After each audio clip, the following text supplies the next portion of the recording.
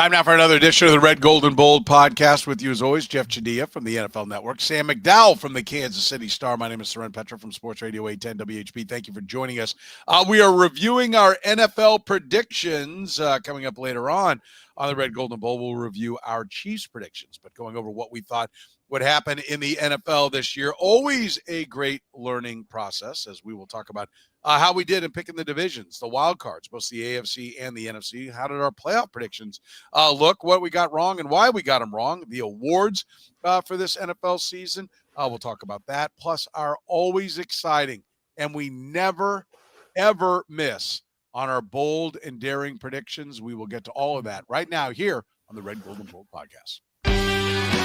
You are listening to the Red, Gold, and Bold podcast, the most in-depth analysis of the Kansas City Chiefs on planet Earth, breaking down the Chiefs like no one else can. Red, Gold, and Bold is hosted by Jeff Chadiha, Sam McDowell, and Soren Petro. Jeff Chadiha is a senior columnist and on-air personality for the NFL Network and NFL.com. Sam McDowell is the sports columnist for the Kansas City Star. Soren Petro is the afternoon drive host of the program on Sports Radio 810 WHB in Kansas City. The Red, Gold, and Bold podcast is proudly brought to you by David Starnes Allstate Insurance, covering all the important things in your world: home, business, life, and even the fun stuff as well. Motorcycle, boat, ATV, you name it. Get with Dave and he'll have you covered. You can give Dave and his crew a call, visit them online, or stop into any of their locations, including North Kansas City, Liberty, and Branson, Missouri. Elevate your coverage, elevate your confidence, and drive worry-free. Don't put those insurance needs off any longer. Get with Dave. He'll give you peace of mind today for the things in your life most important to you. Now, here are the hosts of the Best Chiefs podcast, Jeff Chadiha, Sam McDowell, and Soren Petro.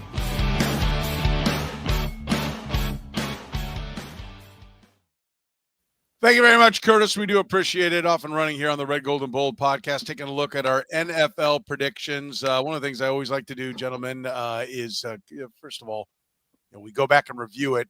What lessons did you learn? Jeff, anything jump at you when you looked at your predictions? I mean, we're going to go through what we got right, what we got wrong, but any common theme or anything jump at you? Just how immensely accurate you are beyond that. The lesson I learned is a lesson I learn every time we do this exercise is don't give too much credence to what happened the year before. It's always a new season. New things are going to happen. If your gut is telling you to go with something new and more exciting or more interesting, go with that, because betting on what you saw the year before happening again is not a good idea. Okay. I think I might classify that under the no falls, no balls category, right? Okay. I like it. Sam, anything jump at you about the predictions? I think apparently I'm much better at, targeting a team than I am an individual. There's a point, I think, towards the end of this podcast where my internet might go out. So just want to warn you guys. Okay, good. Something to look forward to. All right, let's jump in and see how we did on the divisions. We will start there with the AFC East. We're pretty good at that. Everybody had Buffalo. I mean, right there, we're off to a good start. Yeah. I don't think you could have missed this one, though, could we? I mean, the Dolphins, which we can get to, I know we'll get to a little bit later on, were a prime candidate for regression. The question was, were you buying the Jets hype?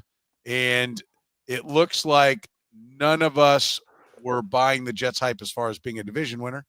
I'll say that. So one of us was really not buying the Jets hype. That's right. That's right. But the Jets, Buffalo was easy. The next one, though, Cincinnati in the AFC North. Like, what do we miss? Why were we so oblivious to Baltimore being a strong? I will point out all three of us did have Baltimore as a wild card, but the AFC North, what do you think you missed in the AFC North about the Bengals, Jeff? Well, as I just said a few minutes ago, it just because they'd won the AFC North the year before, and they went 2 years in a row, or they were a wild card. I can't remember, but they'd been a pretty consistent team. And really a lot of my belief in them has always been based upon how they play against the Chiefs. And so we didn't know if the Ravens, after they melted down in the AFC Championship game, were going to come back strong, and Pittsburgh is Pittsburgh. And, I was a little bit too high on Cleveland as well, as you'll find out later on in this process. But it felt like the Bengals were the best bet because Joe Burrow is in that Patrick Mahomes category, and they've been winning consistently, just like Buffalo. I listen, I'm with you. And Sam, for me, as I look back on it, I don't think I did anything wrong. I think the Bengals screwed up, right? Like that was my takeaway on this one. I know that sounds like flippant. Like our goal is to get these predictions right and see through it. But for me, the learning lesson about the Bengals is they have more of a coaching problem than I thought. One, I've always been very high on Zach Taylor as a coach. And I think I've been kind of, I think I've been higher than you guys on him as a coach. I think definitely higher than I like him. I know you like him. I'm not saying you guys, anyone says he sucks, but I was kind of like, hey, he's up at the top. And my thought process was you have the offensive play caller, you have the defensive play caller, and you have the quarterback. Like the rest should be easy. And they cannot get out of their way at getting out of the gates. And it snowballs and it kills them. And my conclusion is, like, this was the year I think the Bengals were supposed to learn the lesson of how to get started. And instead of learning the lesson, they compounded the problem. And I think that's a coaching issue. That was my takeaway from this is why can't he figure out how to get them going? And then Lou Anarumo has to be fired. How can he go from being everyone's darling on how to beat the Chiefs to being incompetent and out? Like and maybe we'll find that the game's passed him by with his new gig. Like he went to the Colts, I think. So we'll see. But like that was the thing to me is that there's a coaching disconnect there. Yeah, I mean, if the Bengals beat the Patriots out of the gate, they're in the playoffs. So, your point about September is accurate, but I mean, that's what we missed is we didn't anticipate Cincinnati's defense being a bottom 5 unit in the league. I mean, their offense was exactly what we anticipated they would be.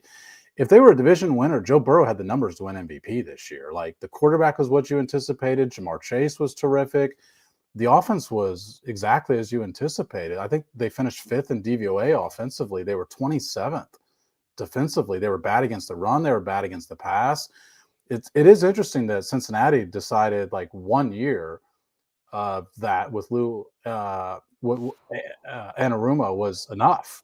I mean, this Chiefs fan base sat through Bob Sutton for a long time before they decided enough. Like, it's interesting to see a team move on so quickly, which tells you they came to the same conclusion that we just talked about, that this offense was good enough to do not only make the playoffs, but do some damage in the playoffs. Yeah, I thought I think that whole division is kind of interesting. None of us had Pittsburgh in the playoffs, so we swung and missed on that. We'll get to some bold and daring predictions on that one. So we all swung and missed on Cincinnati. We'll go to the AFC South, and you guys took the easy road and took Houston, and you got there. Congratulations. You'll peek under the covers of my bold and daring Jacksonville. I had Jacksonville. I'm sorry. Hang on. What? Do we need to reboot? I'm sorry. Are we moving on? Yeah. Jacksonville fired their coach in season. That's about as bad as it can get. When you pick a team to win the division, and not only do they not win the division, they fire their coach in season. The most talented roster the Jaguars have ever had, Shad Khan said in the offseason. Did they fire Peterson during the season? Yeah. Did they? Didn't they? I'm not wrong about that. I thought they wrote it out with him. Yeah, they wrote it out to the end of the year. Yeah, they were talking about it. He should have fired as bad as the record was in Jacksonville, their wins were a 3-point win against a bad Colts team. They beat the Patriots by 16, and then they sweep the terrible Tennessee Titans team with the number 1 pick by 4 and 7. Like those were even their only 4 wins. My point is, you think it was bad. It was even worse. I do think. I guess I mentally fired him about week 7 or 8 because I totally had it in my head that he was out. Yeah, that's. Listen, I know why you fired the coach because there were high expectations there, and to me, they were the kind of the cock of the walk in 23 at like 8-2 or 8-3, and from that point forward, they were just an abysmal disaster. Like, I don't know how you go from being 8-3 coming off of playoffs where you had a big win to being as bad as they've been since then in 23. I mean, I thought that they would learn from their lesson from that was their little regression year, and now is going to be their 2-step forward year. Big swing and miss for me. It's called the quarterback being overrated. And it just shows you how, if you look at even Mahomes, I mean, with his team the last couple of years, or Josh Allen, these teams could easily be in much tougher situations if they didn't have quarterbacks who could play over the lack of talent around them or some of the mistakes that end up happening. Trevor Lawrence can't do that. And so, like, to Sam's point, it's like they probably could be a 9-10 win team if he was an elite quarterback, but they're a 4-win team because he's not. It does also. The Jaguars are just such a great example of how quickly it can fall apart. I mean, Soren, you're not only right that they were 8-3 to open that season, but remember they had won 6 in a row before they played the Chiefs in the playoffs the year before. So that's 14-4 over an 18-game stretch Jacksonville went before it just all bottomed out, midway through last year and then obviously completely this year. Yeah, it was ugly. I do appreciate Matt was with me. He said I did the same thing. Tommy says that Joe Burrow is more of the problem. He said, go back and watch Joe Burrow in those games and see how he single-handedly lost games.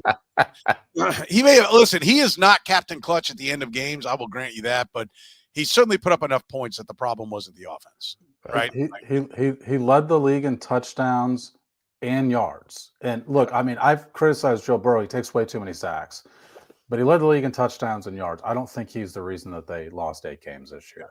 I think there's a little bit more going on than just that. All right, we press on. We all had the Kansas City Chiefs in the AFC West, so we got that right. Our wild cards, Jeff, Baltimore, the Jets, and the Browns.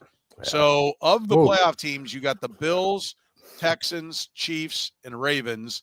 And then missed with the Bengals, Jets, and Browns. The teams you did not have were the Broncos, Chargers, and Steelers.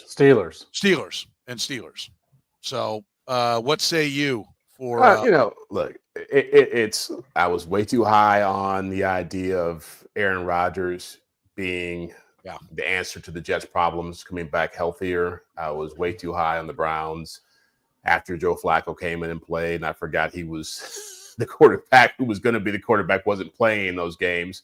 I like their roster, but both those teams were just easy to pick. I wanted to pick the Chargers, and I think Sam did, but a lot of that was based on, Harbaugh's a good coach, but the talent just wasn't enough for me to get over that hump. And I thought the Ravens would take a step back. And so, it just goes to show you how much coaching matters, how much chemistry matters, and things like that when you're making these picks. 3,900 yards, 28 touchdowns, and 11 interceptions for Aaron Rodgers. Like, he was not a disaster. Now, he was a disaster. He was. I'm saying, statistically speaking, on the field, like that was the steadying type of numbers that the Jets wanted from the quarterback position. Did they hope for 4,500, 35, and 5? Sure, they did. But what he gave them was good enough to get to the playoffs with what was supposed to be the best roster in football minus the quarterback. I think it does speak to. I think the other thing it speaks to is that roster is a little bit overrated, right? But it absolutely speaks to the dysfunctionality of the organization. Whether that was all Robert Salah wasn't fixed when he was gone, I don't know. But yeah, I definitely think it does. And I'll throw my stuff out there. I got Buffalo right. I got the Chiefs right. I didn't have Baltimore win the division. I got them right. I had Houston as a wild card, so I got 4 of them in there. I too had the Jets, and then of course the Bengals and Jags. But I had the Jets in there, so I was drinking the Kool-Aid that he would be enough. And I think it does speak to the fact that it takes a lot more than just some talent. Sam, for you on your wild cards, you had Baltimore, Miami, and the Chargers. So Baltimore, you got Buffalo, Houston, Kansas City, Baltimore, and the Chargers. With 5 of them, you're the winner in the AFC. Nice job. I'm glad we started with this one because this is as good as it gets for me, I think, on this. The Jacksonville Jaguars of our panel here. Yeah, look, the worst team I picked won 8 games, so I feel pretty good. A lot of what I picked going into this year with the Chargers specifically was based on their schedule. They had one of the easiest schedules in the NFL. They did eat up on the bad teams in the league, and I think that's why they made the playoffs. They're an interesting team for next year because where they finish in the division, like their schedule's not going to get easier a year from now. Yeah, for sure. All right. We're always brought to you here by our friends at Gann Asphalt and Concrete for more than 30 years. Gann Asphalt and Concrete has been taking care of your parking lot needs. And of course, our friends at David Starnes, Allstate Insurance. David Starnes Allstate Insurance, serving the Kansas City area and all throughout the Midwest. With David Starnes Allstate, it's not just about fender benders. Beyond traditional safeguards, enjoy perks like roadside assistance for unexpected breakdowns, transportation expense coverage when your car is in the shop, auto replacement protection to keep you on the road in style, and much more. You can give Dave and his crew a call at 816-781-7331. Visit them online or stop into any of their locations, including North Kansas City, Liberty, and Branson, Missouri. David Starnes, Allstate Insurance.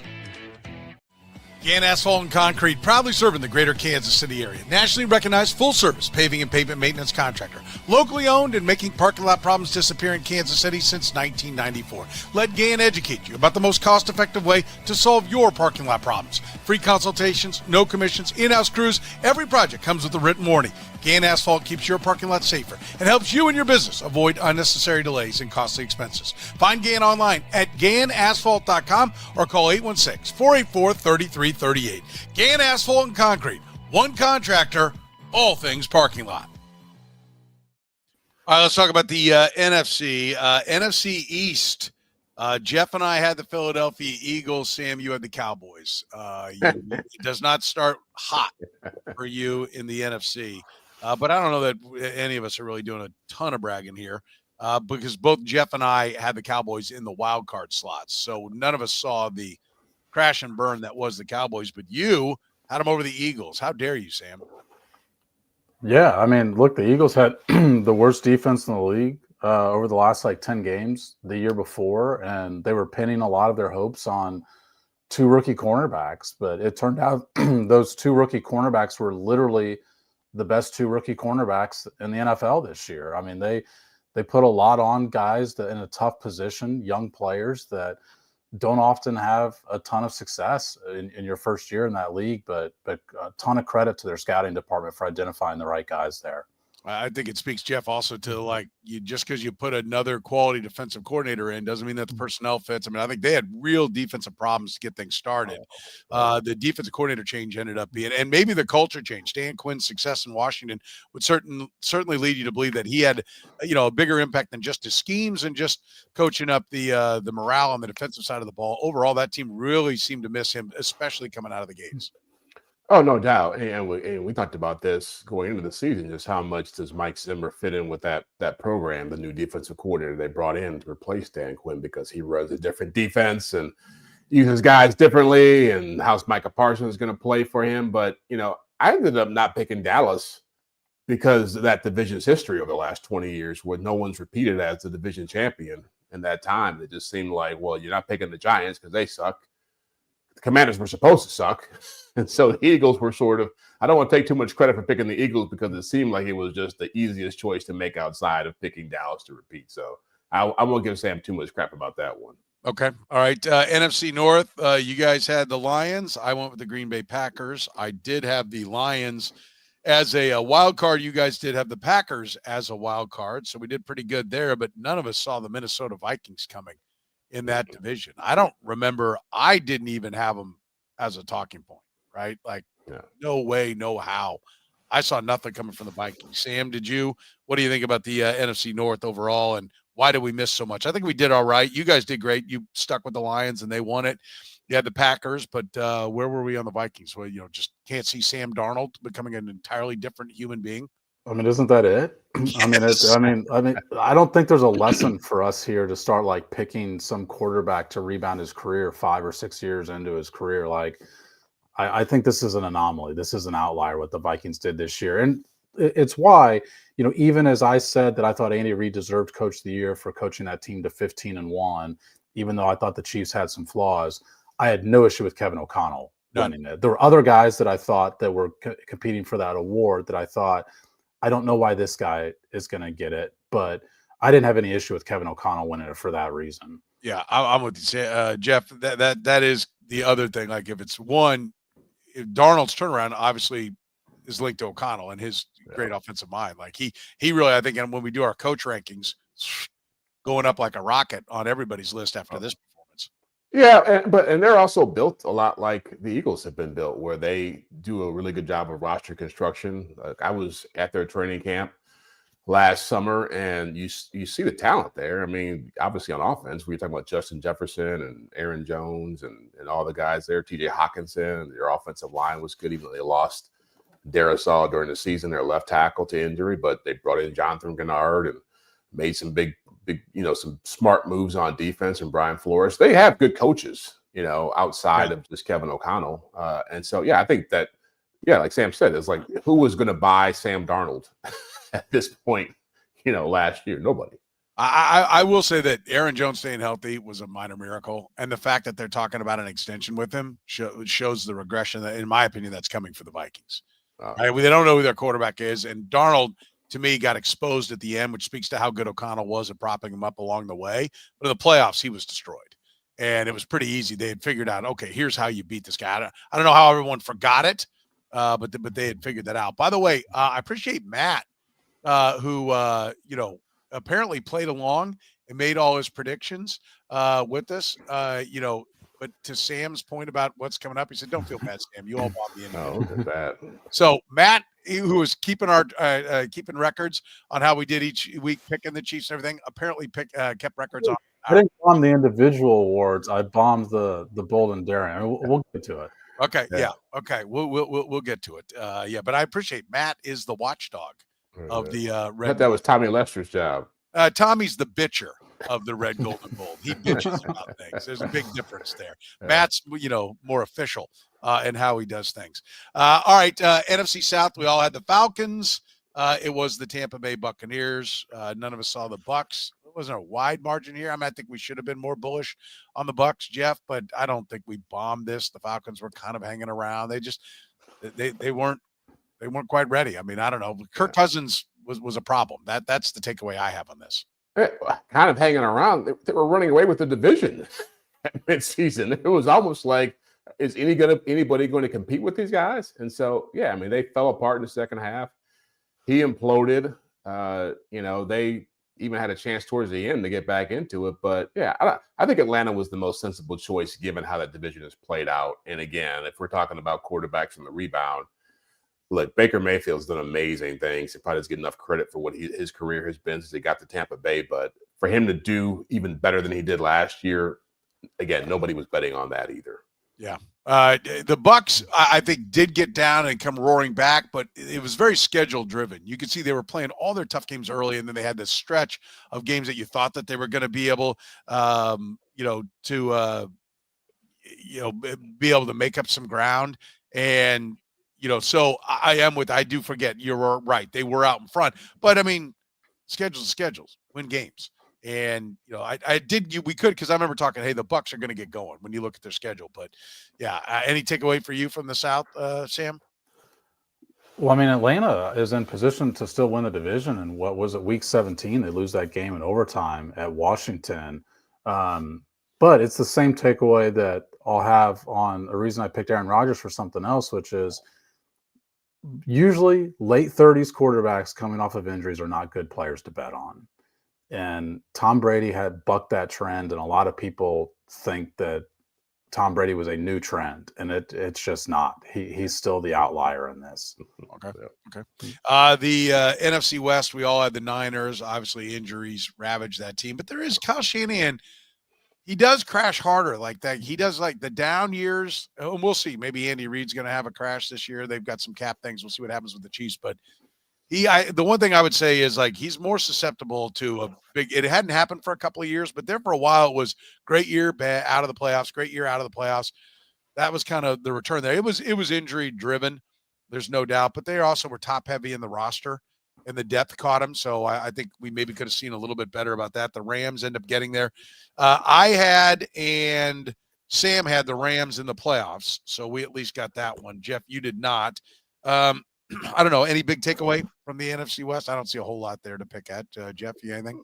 No, but I think it wasn't just injuries. They had contractual issues with Trent Williams and Brandon Ayuk. They had the shooting with Ricky Pearsall. They had a lot of things go against them that, again, you saw it with the Chiefs. I think the lesson from the Chiefs season that applies to San Francisco is it's hard to win a championship when things start going bad. You start losing key players and you start expecting guys to come back and play at a high level, it's hard to do. And it's just that to me was the moral of their story. The wild cards that we all had, Green Bay, Dallas, and Chicago for Jeff. So we've already covered the Cowboys part of it, but Chicago, swing and a miss there. Sam, you also had Chicago, Green Bay, Chicago, and the Rams. I had Detroit, Dallas, and the Rams. So, let's see. I ended up getting Philly, Green Bay, Detroit, and the Rams. I got 4. Let's see. For Sam, he got Detroit. Wow, only one of the division winners. Green Bay, the Rams, you got 3. And Jeff, you got Philly, Detroit, Green Bay. You got 3. And that's it. Yeah. Right here. Champion. I'll take down the NFC championship to make up 4. for my poor showing. Yeah, 4 out of 7. Real impressive there. I hope all the ladies are impressed that are watching. All right, our conference champions. Sam and I had the Chiefs. Jeff, you had the Bengals. Yeah, I rode that train hard. I'm a recovering Bengalaholic for a few years now. It's okay. Yeah, if you called me the Jaguars with this prediction, I think you're the Titans. Yeah. That's right. Yeah. But you made up for it by having the Niners. That's right. That's right. The NFC. That's right. I was going back to 1981 Super Bowl. I thought, man, let's be great to play that 23 years later. Sam had the Lions. They didn't make it. I have the Packers. Both number 1 seeds, though. I mean, I got both number 1 seeds. You did. Yeah. You need to grab at something here because it's not getting better. Super Bowl champs, Jeff had the Niners. Sam and I both swung and missed with the Chiefs. We did at least get them to the postseason. MVP, Patrick Mahomes for me and Sam. I mean, a couple of homers. Yeah, we were. and I do think that he is still the most valuable player on the Chiefs and one of the most valuable players in the NFL. And I think his value to the Chiefs and his performance this year is better than where he sat in the MVP voting, which was nowhere. But I'm fine with him not winning it. It was a bad pick. I mean, Josh Allen, by the way, you had CJ Stroud. Yeah. Counting on him to go. So not any better out of you. Yeah. When it was all said and done. But I think the thing we all missed, right, was just how good Josh Allen was. That looking back on it, and as soon as the season got going, like, this is the Patrick Mahomes formula from 2 years ago. He's lost his receivers. You want to give it to somebody other than Mahomes, other than Lamar Jackson. I mean, he quickly became the favorite. And I know Lamar Jackson closed fast, and a lot of people were jumping on that bandwagon, but this was Josh Allen's award all year long, as I see it. And I think we did miss. I think that was a little bit easier to see. I don't think that we all missed that. I mean, first of all, I had mentioned that exact thing, that I thought the Bills would get better without Stephon Diggs, and I thought Josh Allen would get better. So we do something else at the start. I picked him runner-up. So I thought Josh Allen would have a terrific year. I mean, we missed is, with Patrick Mahomes rebounding offensively this year. I don't think Patrick Mahomes wins the MVP regardless. If he did not have Rashee Rice for more than 3 weeks, I would not have picked him. If he didn't have Hollywood Brown all year when we made these picks, I would not have picked him. Now, that's part of it. That's part of the calculus. You make the picks. But Rashee Rice didn't have the same injury history that Hollywood Brown does, and that really changed the way they looked after those first 3 weeks. Yeah, I'm fine with that. The number 1 overall pick across the board, we all had the Pats. They sucked, but we didn't see the Titans. No, they should have had it. They blew it. They should have. So I don't think we have anything to apologize. But did we? Was anybody thinking the Titans were right there with them? I thought the Titans were going to be. With a new coach, we want to try hard for the new coach. I thought the Titans looked like a 7-10, 8-9 type of team. With Will Levis? Yeah. I mean, because to me, you look at the recipe. I thought Levis, they would run. I thought you get a new approach to things. They'd be a little bit sharper. I mean, yeah, I thought they'd be more in this like 7-10 is what I thought they'd be. So I'm glad that the Titans got the number 1 pick, because I think it's more interesting for the NFL. Because if the Patriots got the number 1 pick, I think it's basically Travis Hunter, or Abdul Carter, and now it's the quarterbacks are in play, but the quarterbacks probably shouldn't be in play for the number 1 pick. So I think it's a lot more fascinating with the Titans having the number 1 pick. Did you see anything on the Titans? Were they one of the ones you were considering, Jeff? No. I mean, look, weak division. I did not see them being as bad as they were. I did not see them being a team that was going to be on the rise. But, I mean, they made a lot of moves in the offseason, spent a lot of money. I think they pretty much all bombed except for maybe Calvin Ridley was the only one who worked out. And so, yeah, I did not see that happening, and I don't know where they're going to go. They fired their general manager. So that tells you right there that the ownership wasn't too crazy about what was happening. But, yeah, to be the first pick in the draft after all that money spent, I wasn't predicting that one. Yeah. Why did I recall thinking this at the time. Like, why did the Titans think that last year was their year with some of the moves that they made? Like, what about their roster told them? And I know that he only got a couple years as GM, but I thought last year was so bad that it was worthy of a change at GM, even though that was particularly quick for a GM change. That trade for L'Jarius Sneed, I thought looked really bad at the time. It looks even worse in retrospect. But, I mean, L'Jarius Sneed failed a physical with another team that the Chiefs had been trying to work out a trade with. And then the Titans take the chance on him anyway and give up a third-round pick for it. Like, the Titans never made sense to me as a landing spot for Sneed, particularly because they weren't close to winning. They weren't just one player away from getting this thing together. I think there are some good pieces, and they thought they were close. Yeah. They thought they were, and it's particularly when you mentioned Will Levis. If you think you have the quarterback right, then I think it. Obviously Mike Vrabel meant a lot. I think that's pretty clear. And when you fire Mike Vrabel, you probably feel like, oh well, we'll be better without him. So you don't do that because you think you stink, right? You think it because he's holding you back. Yeah, exactly. We're always brought to you by our friends at Key Cannabis and Whataburger. At Whataburger, the flavor you've been asking for is back. For a limited time, check out the chicken fajita tacos or grab the Monterey Melt with all those same great flavors you've been missing. Also, for a limited time, check out the all-new Mexican hot chocolate coffee. Or you can try the Mexican hot chocolate shake. That's right, sweet, rich cocoa, warm Mexican cinnamon, notes of brown sugar, and a light kick of chili, swirled in a creamy blend of vanilla ice cream. And don't forget, you can get all your Whataburger favorites and more by downloading the Whataburger app with the QR code. Whataburger, proud sponsor of the Red, Gold, and Bold. Unlock a premium dispensary experience at Key Cannabis. Visit one of their 14 key locations across Missouri for a huge selection of cannabis products and expert recommendations from Missouri's friendliest bud tenders. At Key Cannabis, you'll find award-winning cannabis, convenient online ordering with drive-through pickup and a loyalty program, plus so much more. Visit their Kansas City area locations in KC North, South Kansas City, and Belton. Open 7 days a week. And mention my name, Soren Petro, to your bud tender for 20% off your purchase. Key Cannabis, open for premium cannabis experiences. All right, we press on here. Let's talk about our awards. Offensive Player of the Year. Not exactly our finest moment, but I don't know that I think it's at least defendable. Offensive Player of the Year, Tyreek Hill was where you went, Jeff. CeeDee Lamb is where Sam went. Injury robbed him, but the Cowboys were bad. I don't think he still had 100 catches and 1,200 yards. It's not He had 100 catches. Wow. Yeah, CeeDee Lamb had caught 100 passes, 1,200 yards. Yeah. And Justin Jefferson for me. The winner was Saquon Barkley. None of us had Saquon Barkley on this list. One of us had Saquon Barkley in the Bold and Darings. We'll get to that in a little bit. But Tyreek Hill, the worst of the bunch there, Jeff.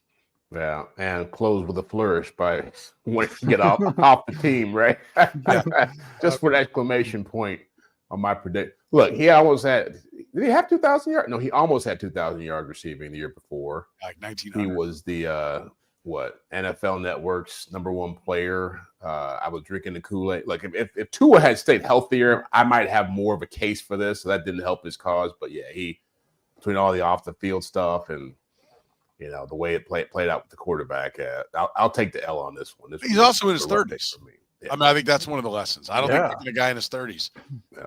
But I don't think picking Saquon Barkley, who I know everyone has now decided they're going to throw tons of resources at the running back position because Saquon Barkley rushed for 2,000 yards. It's amazing to me how everybody forgets the injuries he had with the Giants and the injuries all running backs have. And now I cannot wait to watch them just overreact and everybody go heavy on the running backs and pay running backs and decide that that's the whole key. Well, he didn't even start off as like the centerpiece of their offense when the season began. Like he worked his way into that pretty quick. Yeah, pretty quick. It didn't take long. Yeah. I think the most interesting discussion I think on this is Tyreek Hill with what you said, because I looked into Tyreek Hill's numbers a couple weeks ago to try and determine, is this just a Tua injury thing or is this a Tyreek Hill thing?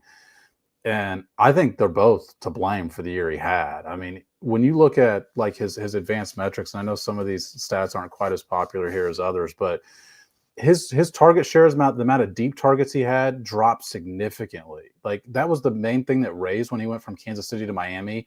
He started running deep a lot more. Like 22% of his targets were 20 plus yards down the field. This last year was only 14%.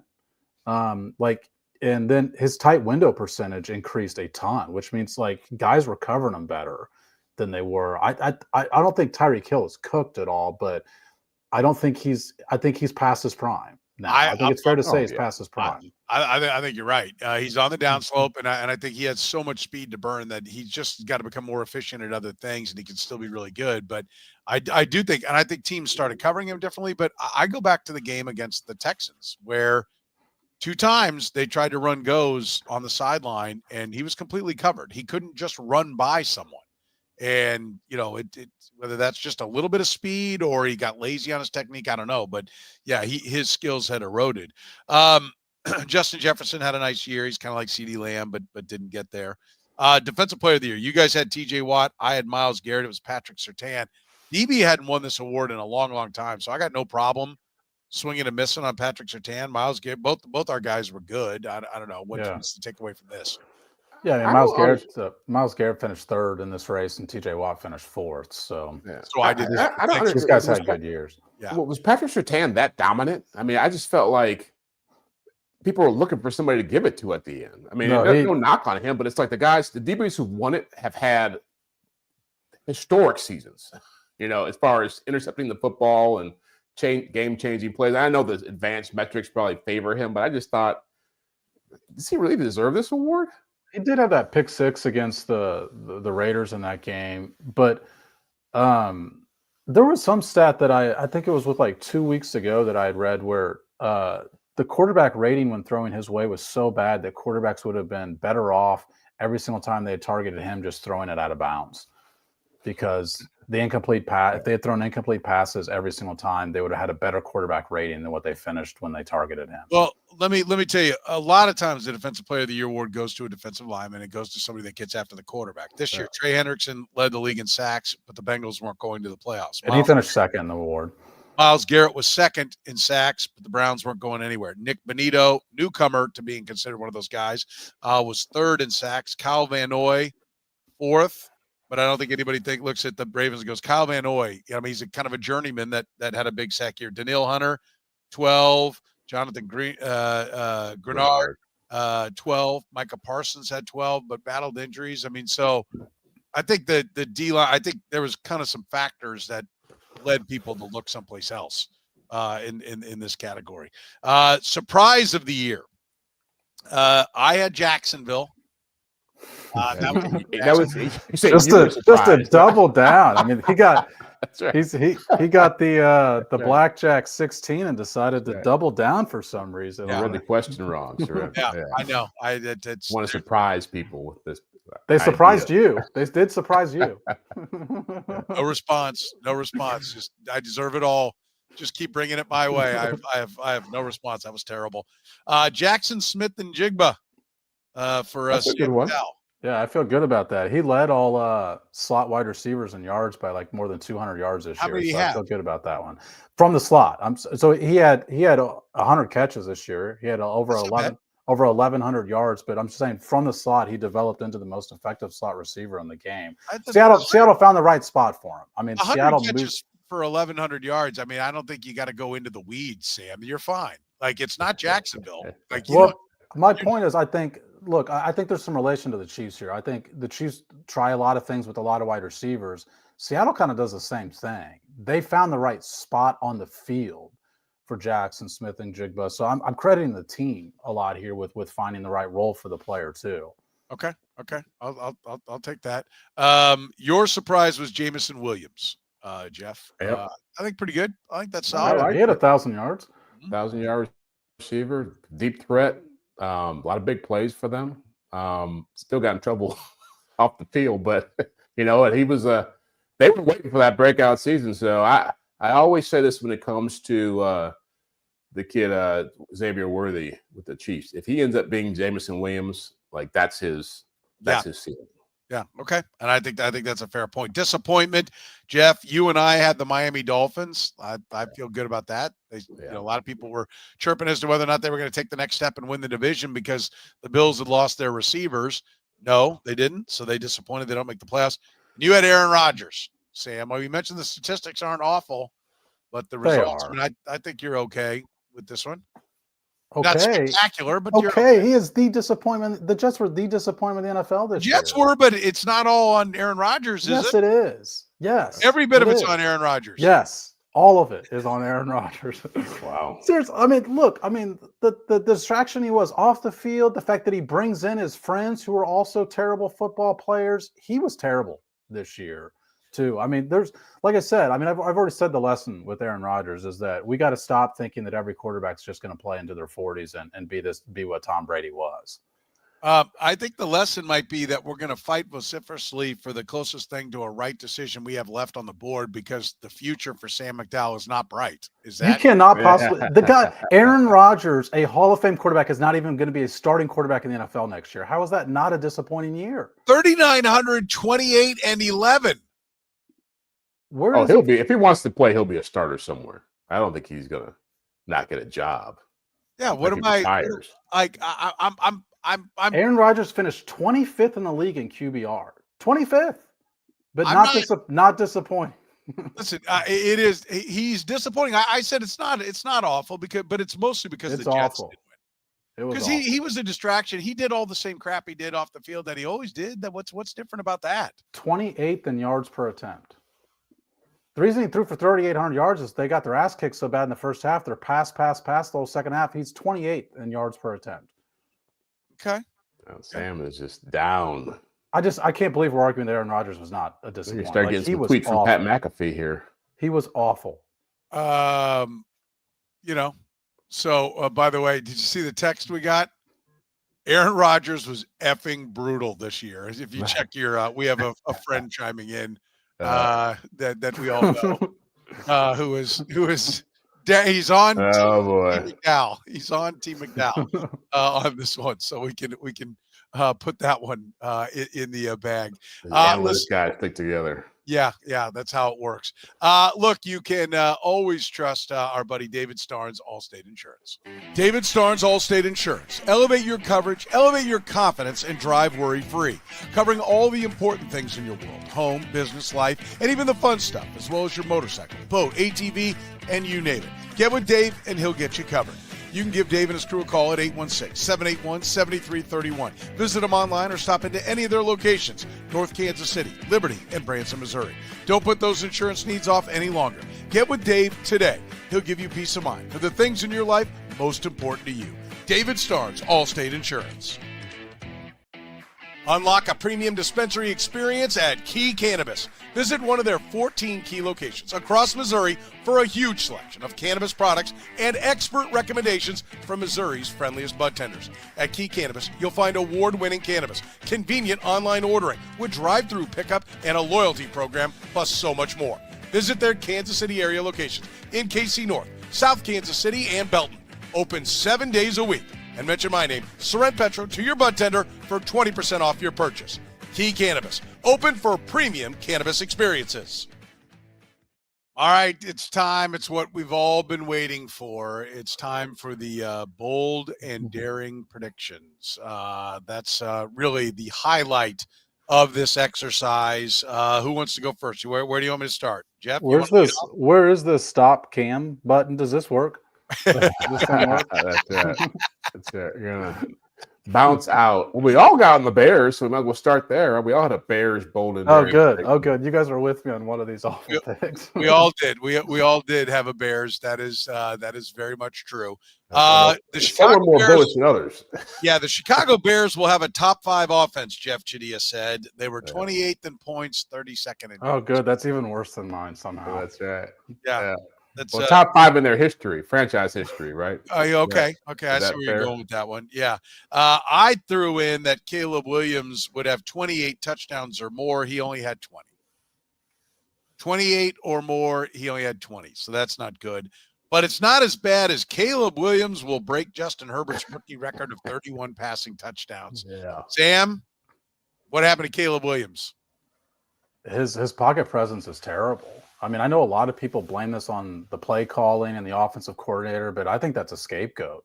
Caleb Williams, I mean, I still come back to the fact that I'm watching them play the Seahawks the day after the Chiefs play the Steelers on Christmas, and it's a Thursday night game.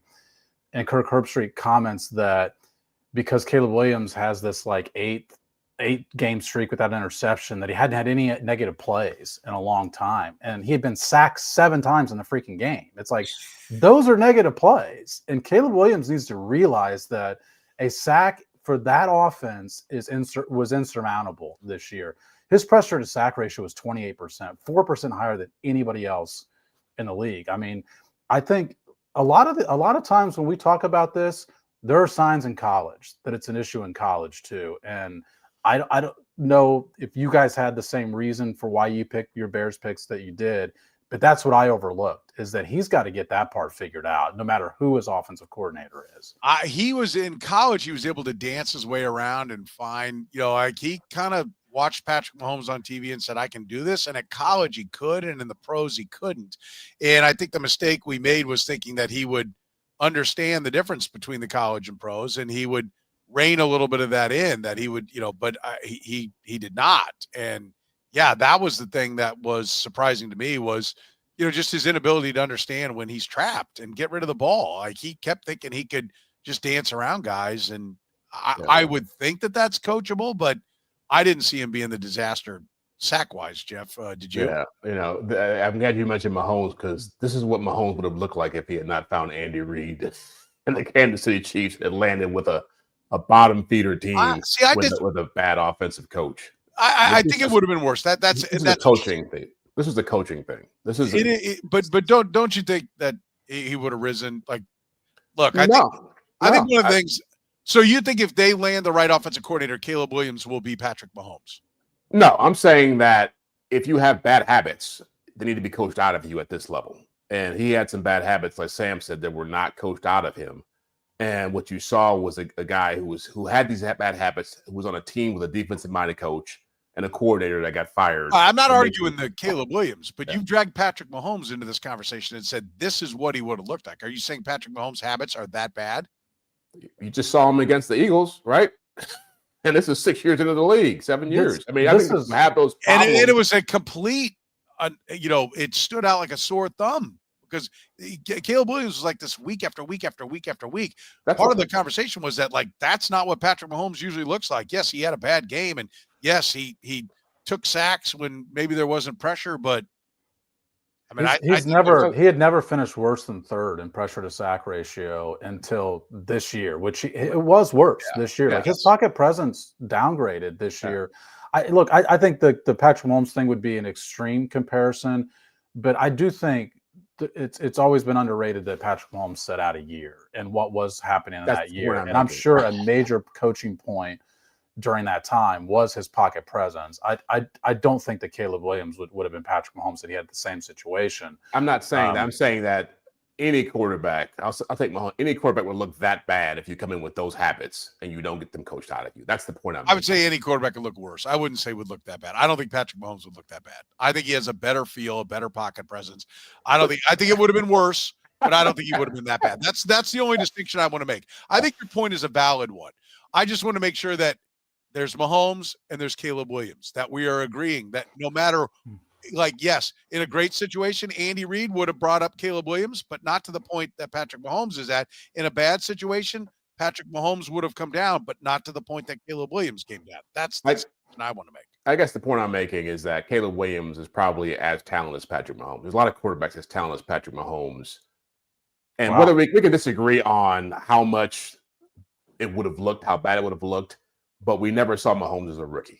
And when the point here too is Caleb Williams did some good things as a rookie. It wasn't all a meltdown. He had 20 touchdown passes. And so it wasn't like Peyton Manning's first season or Eli Manning's first season.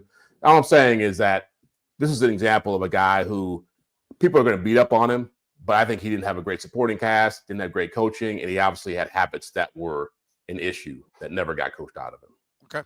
Okay. Let's move on. Jalen Hurts will be an MVP candidate again this year, Jeff. You look a lot better with him winning the Super Bowl, but he received no MVP votes of any kind. Yeah, and it does look better when you see his playoff run. It's you know. I thought we'd see more of what we saw in the playoffs from him, but again, and maybe I'm wrong about this, but I remember vividly they were not running the football in the first half of the season, the first 4 or 5 games that they were at the end of the season with Saquon. Like before, the previous seasons with this team, they were always running back by committee type of backfield. And so the belief I thought was Saquon would open up some things for Jalen. But Jalen, I think, he's a tough guy, and you saw that. He's a leader, he's a competitor, and I did not think the way he played last year was going to be what he would do this year. So I thought it'd be better, but look, he still walked away with the Lombardi Trophy. Mike Tomlin's 18th season in Pittsburgh is his first losing season, and the Steelers lose 10-plus games, Sam. But now we understand why you were hating on the Steelers all year.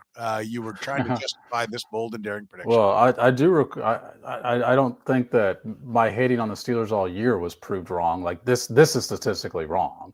I don't think that my hating on the Steelers being, what was it, like 8-2 or something like that, and me still calling them a bad football team was proved wrong. They got crushed, trying to compete for the division, and they got crushed in the playoffs. And what they ended the year on, like 5-game losing streak or something like that. Like they were exposed at some point. The numbers caught up to them. Yeah, I think that's fair. My second one, Saquon Barkley. And by the way, I'll see you next year with that same pick. Okay, all right. Saquon Barkley leads the NFL in yards from scrimmage. There you go. Chef's kiss. Why would you not pick him for Offensive Player of the Year? I think I was. That's what I'm thinking that too. I need to go back and probably watch the episode, but I think I said I felt like Justin Jefferson was going to bounce back, and I felt like Saquon Barkley was going to be really good with the Eagles. And so if I kind of covered my ass here with Saquon Barkley with this. You didn't really believe it. You didn't really believe it. Instead of being all in on one prediction and spreading it like Jacksonville, like don't do Jacksonville as your surprise and pick them as the division. Pick them for the division. Have someone else be your surprise so you don't have mud on your face twice for it. That's the mistake I made there. This I got right in the sense that I spread it out, right? That's I spread a great pick. Yeah, one individual for yards from scrimmage. It's a great pick. Yeah. All right. Thank you. I appreciate that. Jeff, Robert Salah will be coach of the year. Yeah. Yeah. Hey, the only thing good about this one is what's coming after this when you mentioned Sam's pick. I know. I should have gone ahead and done my last one. Tom Brady is the best color analyst in the NFL by a second. Well, that one stinks too. Yeah. I don't even know how you quantify that one. I just said, listen, he was being bombed after 2 weeks. Everybody said he sucked. I was not right. And by the end of the year, people were like, yeah, he's better, but nobody was loving him at the end of the year. So that's a disaster. But Robert Salah, coach of the year, and let's just throw in Nick Sirianni will be fired at the end of the year with Sam's. First of all, screw you, Tommy, or anybody else. Let me check the comments here. Anyone who is bombing on that one. By the way, Matt did confirm. Matt says, Soren was hedging his bets. I rewatched the segment to get your picks. So he went back and looked at it so he'd have our picks that was there. So I was hedging my bet. But like anyone who bombs these, you better be like Matt. You better make your picks along the way. The segment is bold and daring. It is not likely. So, like, kiss our ass if you want to get all bent out of shape about this, because I will respect your picks. They were bold and they were daring. They just didn't work. First of all, I have no excuse for the Nick Sirianni thing. I will say my context for that is I did think the Eagles had a good roster. And the way they flamed out at the end of the year before, I thought they had a pretty good roster the year before too. And they totally flamed out. And I thought he was on the hot seat going into the year because the way they ended the year before. And so I thought the expectations for Nick Sirianni, like I didn't think getting to the playoffs were going to be good enough for Nick Sirianni to keep his job. I thought that he had to win a playoff game this year. And obviously he won 4? He won 4. Yeah. So didn't go as planned. And now he's got tenure. So the guy picked to get fired has basically got tenure although it's Philadelphia, so nobody's got tenure in Philly. But the point of doing it is like where our mindset is. Look, all of this, the Jets were supposed to be really good. I mean, it was an absolute dumpster fire, right? Like there was a lot of reason, there was a lot of hope, there was a lot of optimism. behind the Jets, and this talks about it. I mean, you went far enough to say he'd be coach of the year, and Nick Sirianni, listen, at 2-2, they wanted his ass. They wanted him fired even when he won a couple of games. He had the fight with the with the fans during the Cleveland game. And then bringing his kids up there to try to like shield himself from questions. I mean, he was dead man walking at that point. So that's what I meant. He'd have a terrible September. That's what I meant.